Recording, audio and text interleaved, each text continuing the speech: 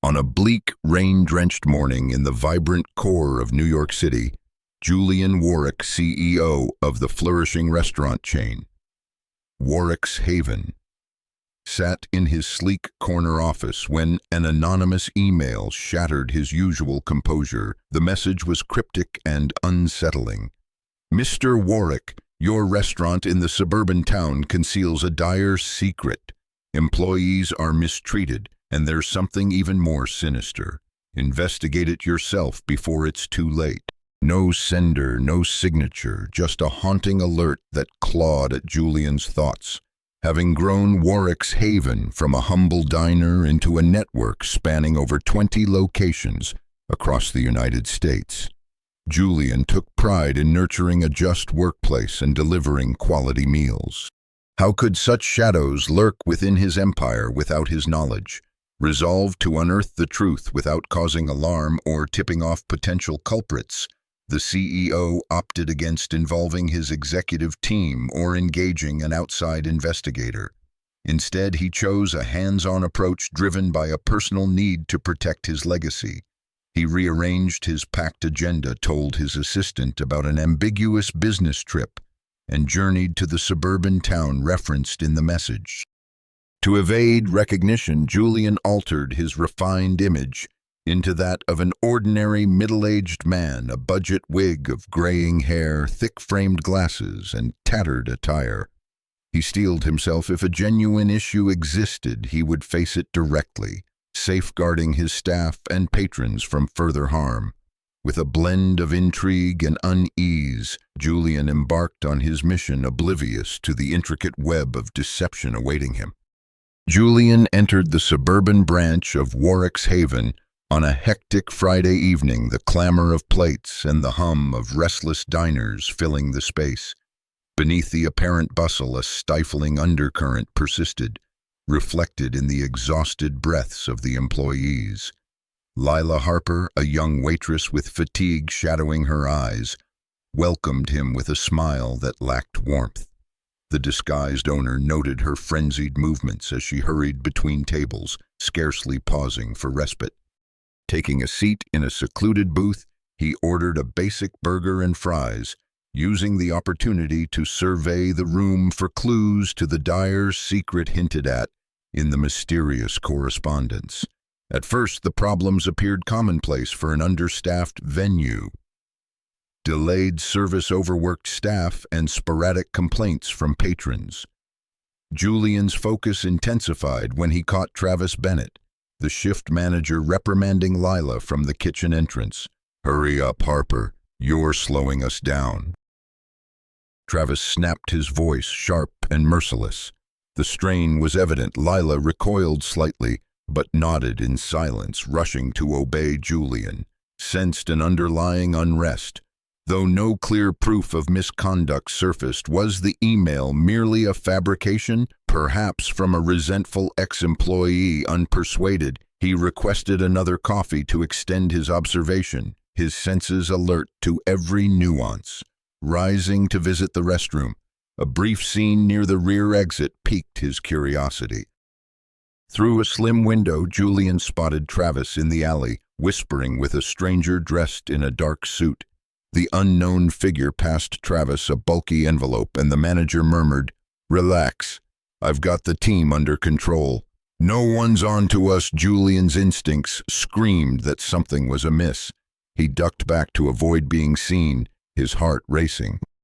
What did that envelope hold? Why the secrecy about managing the staff? Acting impulsively without evidence could ruin everything, so he decided to wait, determined to probe deeper for answers. After a restless night at a local motel, Julian Warwick concluded that watching from the sidelines as a customer wouldn't unravel the mystery enveloping the suburban branch of Warwick's Haven. To expose the truth behind the anonymous warning, he needed insider access. The CEO crafted a daring strategy. He would masquerade as a kitchen assistant, integrating with the staff to get closer to Travis Bennett, the dubious shift manager, and uncover any wrongdoing. Success, however, demanded more than a mere costume. He required allies with intimate knowledge of the restaurant's operations, cloaked As Jack, a struggling wanderer, Julian landed a trial shift washing dishes through Carl, a kind-hearted kitchen hand. His aim was to win over two pivotal employees, Lila Harper, the overburdened waitress, and Dylan Moore, the rebellious kitchen aide, while concealing his true role as the company head. On his initial day, Julian observed Lila dashing between tables, her weariness apparent despite her strained politeness. During a rare, quiet moment as she grappled with a cumbersome tray of dishes, he offered assistance. "Seems like you're carrying more than just plates," he quipped lightly as Jack, keeping his demeanor approachable. Lila hesitated, cautious of unfamiliar faces, but the genuine concern in his gaze softened her reserve. "Appreciate it," she mumbled, adding quietly, "It's non-stop around here, no breather for the tired over subsequent shifts." Julian fostered a connection by aiding during busy periods, bussing tables, topping off water jugs, simple acts that eased her load. He spun made-up stories of personal hardships, as Jack casting himself as a fellow struggler, which resonated with Lila's own challenges. To secure her aid without disclosing his identity, Julian raised the issue during a hushed exchange. "After hours, I've noticed Travis pushes everyone too far," he confided softly. "I've been in rough patches myself, and I can't stand seeing decent folks mistreated. If he's hiding something, I need to find out for all of us." "You've been here longer, seen anything odd?" Fear flashed in Lila's eyes. "I've got a daughter to support. I can't afford trouble," she whispered. Julian nodded with understanding. "I hear you. I'm not asking you to take risks. Just guide me toward anything unusual you've picked up on. It'll take care of the rest, and no one will know." "We spoke. We're on the same side." Lila, after a moment of hesitation, she relented. "Fine, Jack. I've seen Travis slip out to the alley late at night, returning with packed envelopes. Not sure what's inside, but it's not gratuities. Watch yourself. He's got spies everywhere." Julian expressed quiet gratitude, relieved to gain her perspective while maintaining his cover. Dylan Moore drew Julian's attention on the second day during a charged kitchen dispute while scrubbing dishes as Jack. He overheard Travis scolding Dylan for a slight delay. "You're worthless, Moore. Pick up the pace or I'll replace you," Travis growled. Dylan shot back. "If you didn't skimp on help, we wouldn't be swamped." The manager's stare was icy, the air crackling with hostility. Julian recognized Dylan's boldness as a potential advantage. During a smoke break outside, he approached with a cigarette in hand. "Caught that clash earlier. Takes nerve to challenge someone like Travis," he remarked casually as Jack Dylan gave a bitter smirk, exhaling smoke. "Nerve doesn't cover rent." "He's got us trapped, man." Julian leaned closer, lowering his voice. "I've dealt with tyrants like him before. They often cover up dirty secrets. I'm new here, but I don't like being deceived. If he's crooked, I'm ready to dig deeper." "Noticed anything suspicious?" Dylan sized him up skeptically. Julian pressed gently. "I'm no tattletale, and I won't let you get caught in the crossfire. Just tip me off, maybe help me snoop a bit. This stays between us." After a thoughtful puff, Dylan agreed.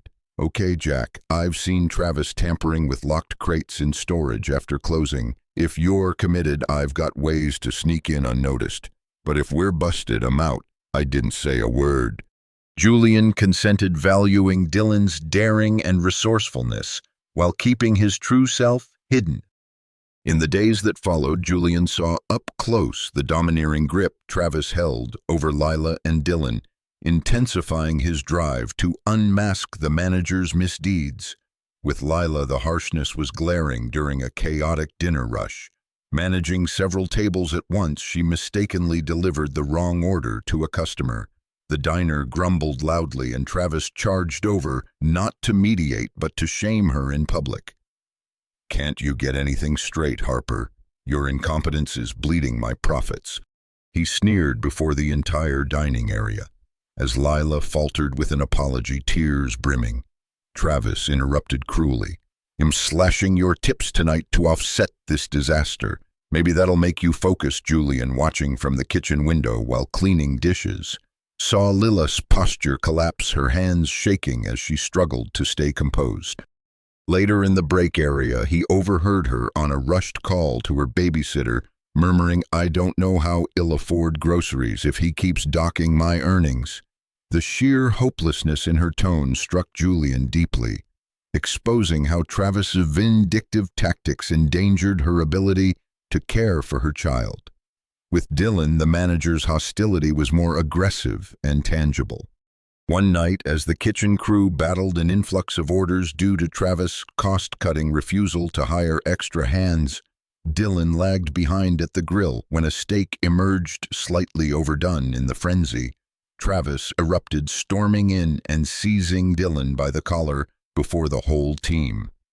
"Think this is a joke, Moore? I could toss you out right now," he bellowed, slamming Dylan against the counter with force, toppling a pile of pans in a jarring clatter. Dylan clenched his jaw, hands balled into fists, but restrained himself, knowing retaliation could mean unemployment. Travis grinned, relishing his control, and warned, "Clean this mess, and don't push me again. Next time, I won't hold back." Julian, witnessing this from his dishwashing post, felt a wave of indignation but upheld his disguise, noting how Travis wielded fear and brute force to dominate Dylan and the crew. Later, he saw Dylan in the alley on break, massaging a sore arm and muttering, "Someday I'll make him regret this." The episode cemented Julian's resolve to shield Dylan and others from such maltreatment. With Lila and Dylan tentatively allied, Julian's quest gained momentum. Lila's hint about Travis' secretive late-night alley dealings led him and Dylan to stake out the back entrance one evening after most workers had gone. Concealed behind a dumpster, they watched Travis receive a hefty envelope from a man in a shadowy coat, whispering, "Keep the deliveries rolling." "No one's catching on yet," Dylan muttered to Julian. "That's gotta be bribe money." "I've seen that van before, always unloading strange crates." This reinforced Julian's suspicions of outside conspiracy. The critical turning point arrived when Lila diverted Travis's attention during a hectic shift with a fabricated customer grievance, creating a brief opportunity for Julian and Dylan to breach the secured storage room. Dylan, drawing on skills from a grittier past, picked the lock while Julian kept lookout. Inside, a foul odor hit them, boxes of spoiled meat, stale bread, and decayed produce paired with falsified receipts directing payments straight to Travis. Julian captured images, his pulse hammering with revulsion and urgency as Dylan snarled, "This creep's endangering lives for profit. We've got to stop him." They escaped just as Lila signaled Travis's approach, their unspoken bond, now a firm commitment to end his reign. Julian's ability to align Lila and Dylan without unveiling his true role rested on compassion, shared adversity, and a vow of secrecy, merging their personal frustrations with his hidden agenda. Seeing Travis' unyielding harshness, Lila's economic and emotional toll, Dylan's physical and mental strain heightened, Julian's determination turning his inquiry into a heartfelt fight for fairness. Equipped with photographic proof and direct testimonies from his undercover work, Julian knew the moment to challenge Travis had arrived. Still, he prioritized protecting Lila and Dylan, who had taken great risks to assist him. Before proceeding, he revealed his real identity as Julian Warwick, the founder of Warwick's Haven. During a private chat after closing, Lila's gaze widened in disbelief while Dylan let out a low whistle with a wry grin. "Hell, boss, you've got guts playing dishwasher," Dylan remarked, a note of admiration in his voice. Lila, still absorbing the revelation, whispered, "So you can fix this?" "I just need a secure job for my daughter's future." Julian nodded gravely. "I swear it'll set things right and your involvement stays confidential, but I need one final favor to keep Travis unaware until I've got him pinned." With their consent, Julian planned the showdown.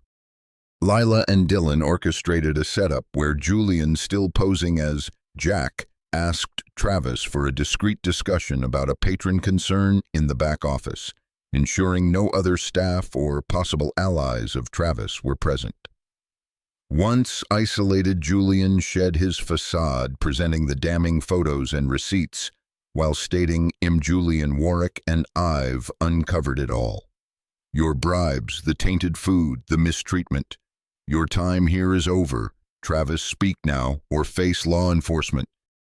Travis buckled under the weight of evidence, admitting to accepting kickbacks from a dubious supplier for over a year to use inferior products. He pleaded for mercy, but Julian remained resolute. You've endangered my customers and tormented my employees. You're terminated and legal consequences await. Lila and Dylan, overhearing from the kitchen, felt a wave of solace as Travis was led away, though they understood the struggle wasn't fully resolved. Julian leaned on Lila and Dylan during the aftermath. Lila, with her sharp observation, pinpointed other workers who might have been complicit or pressured by Travis, helping Julian address every flaw without unfairly penalizing the blameless. She also quietly surveyed regular diners for feedback on food standards, passing their concerns to Julian, which shaped his choice to shut the restaurant for 5 days for a thorough sanitation revamp. Dylan, using his ties with delivery personnel and kitchen peers, traced the source of the contaminated shipments, revealing a consistent pattern of midnight drops from the unmarked van Julian had glimpsed in the alley. This intel proved vital for Julian's private investigator to identify the supplier as Sterling Provisions. Dylan's tenacity also shone during the closure as he motivated the kitchen team to pitch in with the cleanup, transforming a disheartened group into an inspired unit under Julian's direction. When Julian held a town hall to address the closure and food safety lapses with the community, Lila stood beside him, recounting her ordeal under Travis' dominance to support her child. Her poignant statement, "I kept quiet too long out of dread, but Mr. Warwick proved were worth more," struck a chord with the audience, shifting doubt to compassion. Dylan, less at ease with public speaking, contributed behind the scenes, ensuring the reopening proceeded flawlessly by coaching new staff on proper food handling. A skill he'd honed despite the turmoil under Travis' rule. Their efforts were pivotal in restoring public confidence, and Julian acknowledged their dedication with tangible rewards. Lila earned a salary increase and enrollment in a company leadership course, while Dylan was elevated to assistant manager with access to mentorship programs.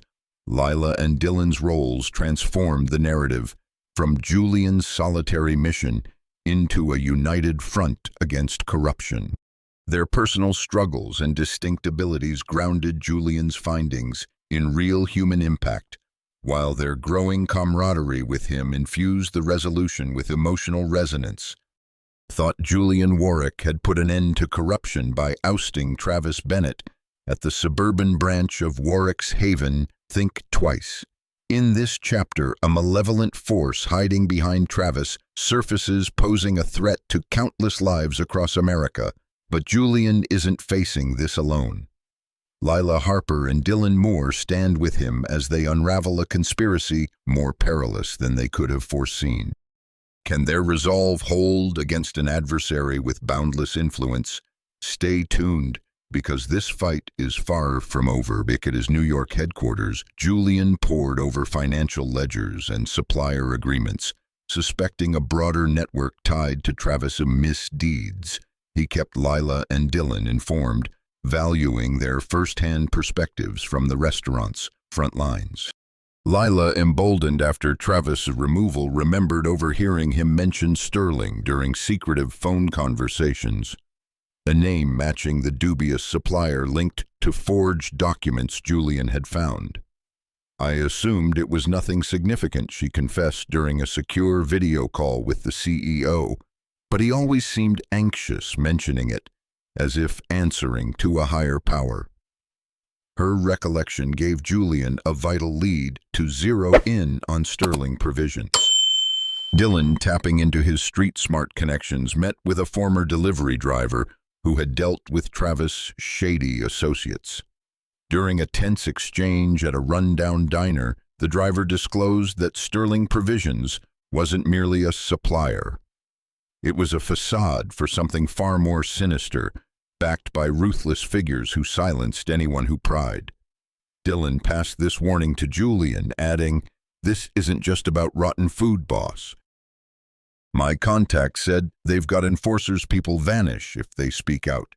We need to play this carefully." Julian, respecting Dylan's instincts, asked him to quietly collect more details from kitchen workers at other branches about odd shipments, prioritizing his safety above all. When Julian journeyed to Chicago to face Victor Sterling, the head of Sterling Provisions, Lila, insisted on assisting from afar by scouring social media and regional news for chatter about the company. She uncovered a disturbing trend of food poisoning complaints from other eateries tied to their products. Her real-time updates equipped Julian with critical leverage during the high-stakes confrontation with Victor, who delivered a menacing ultimatum. "Back off, Warwick, or your loved ones will suffer." Julian stood his ground undeterred. Though the risks mounted, the turning point arrived when Julian received an anonymous tip to meet at the East Dock under the cover of midnight. Suspecting a setup, he shared his concerns with Lila and Dylan, who refused to let him face the danger solo. Lila, fueled by a fierce sense of loyalty, insisted on staying close as support, stating, "I've got a child depending on me, but I can't stand idly by if you're at risk." "After everything you've done for us," Dylan, always ready for action, offered to scout the location in advance, using his knack for navigating rough terrains to check for threats. At the dock, Julian encountered Marcus, a whistleblower from Sterling, who handed over a USB drive exposing a sprawling money laundering operation. As armed assailants ambushed them, Dylan's earlier reconnaissance proved invaluable. He'd identified a concealed escape path among the shipping containers, leading Julian and Marcus to safety, while Lila, positioned a block away, summoned Julian's private security for a swift rescue. The narrow escape deepened the trio's bond, each acutely aware that the stakes had escalated to life and death. Armed with the USB's damning revelations of Sterling's connections to criminal syndicates and corrupt officials, Julian orchestrated a public disclosure through a nationwide TV interview. Lila and Dylan played essential roles in the build-up. Lila, leveraging her ties within the service industry, compiled anonymous accounts from other establishments harmed by Sterling's defective goods, bolstering the story's weight when shared with the journalist. Collaborating with Julian, Dylan, meanwhile, coordinated with Julian's legal advisors to protect Marcus, securing a safe haven through his underground network to shield the whistleblower from reprisals. During the televised expos, Julian praised the bravery of his team, referencing Lila and Dylan without revealing their identities to ensure their protection. The resulting public outrage catalyzed Sterling's collapse. Victor was apprehended, and federal investigations dismantled the criminal ring. The most startling twist emerged when Marcus disclosed himself as the sender of the original anonymous email, motivated by Julian's early commitment to reform. Lila and Dylan, watching the outcome unfold, felt a surge of validation and purpose. Lila pledged to champion workers' rights within Warwick's Haven, while Dylan fully embraced his leadership position, determined to safeguard against future deceit. Months after the groundbreaking national expos that toppled Sterling Provisions and its illicit empire, the suburban branch of Warwick's Haven emerged as a symbol of revival rather than disgrace. Under Julian Warwick's unwavering guidance, the eatery not only reopened with rigorous quality standards and a refreshed menu, but also became a pillar of hope for the community it had once let down. The oppressive air of fear and exploitation had dissipated, replaced by a tangible sense of dignity among the workforce. Reflecting on the grueling odyssey from his New York office, One tranquil evening, Julian understood that the real triumph wasn't merely in dismantling a corrupt framework, it was in restoring faith and uplifting those who had endured its weight. Lila Harper, now a shift supervisor, after completing the company's development program, moved through the dining space. With a heartfelt smile, her daughter sometimes stopping by after school to sketch on spare napkins at the counter. The salary boost and newfound security had lifted the heavy burden of financial strain from Lila's shoulders, enabling her to envision a brighter future for her child. She had also emerged as a voice for employee well-being, partnering with Julian to implement a feedback mechanism across all Warwick's Haven outlets, ensuring every concern was addressed. "I once believed silence was my only choice," Lila declared at a staff gathering, her tone firm with resolve. "But speaking out saved us. If something's wrong, don't hesitate. Let's mend it together." Her journey inspired her peers, showing that even the most burdened could rise to lead with strength. Dylan Moore, fully embracing his role as assistant manager, had redirected his fiery energy into mentorship, guiding newcomers with a mix of firm guidance and hard-won insight. The kitchen, once a cauldron of stress, under Travis's control, now thrived with unity, thanks to Dylan's push for collaboration. Beyond the workplace, he started volunteering at local youth programs, sharing his tale of perseverance to guide at-risk teens away from the missteps of his past. "I used to think survival meant fighting," Dylan confided to Julian over a casual coffee, a rare warmth in his voice. "But you taught me there's strength in creating something better. I'm not just preparing meals now, I'm shaping progress." Julian patted his shoulder, proud of Dylan's growth, recognizing how his determination had been crucial to their shared victory. Julian himself had transformed through the ordeal, shedding the distant executive mindset that once measured success solely by revenue. He rolled out comprehensive changes across his chain, confidential hotlines for staff grievances, surprise inspections, and alliances with ethical suppliers, verified by independent evaluators. He also launched the Haven Fund, a scholarship and crisis support initiative for employees like Lila, ensuring no one faced personal hardships alone. At the suburban branch's one-year reopening celebration, Julian spoke to a full house of staff patrons and local figures, his voice laden with emotion. "We stumbled through shadows but emerged into daylight, as One Warwick's Haven isn't merely a name, it's a commitment to be a sanctuary for all who enter. Let's honor that vow every day." The applause that erupted honored not just him, but Lila, Dylan, and every quiet hero who dared to resist injustice. As the sun dipped below the horizon of the suburban town, bathing the restaurant's windows in a warm amber hue, Julian, Lila, and Dylan stood shoulder to shoulder, watching families share laughter over meals and staff converse freely without dread. The anonymous email that once sparked alarm had ignited a movement far beyond Julian's initial vision. They had not only exposed corruption, but planted the roots of lasting change, a testament that even against daunting odds, ordinary individuals united could achieve the extraordinary. And so Warwick's Haven truly became a refuge, its future as radiant as the hope in their hearts. If you find the story interesting, please like and subscribe to our channel to support us. Thank you, and see you again.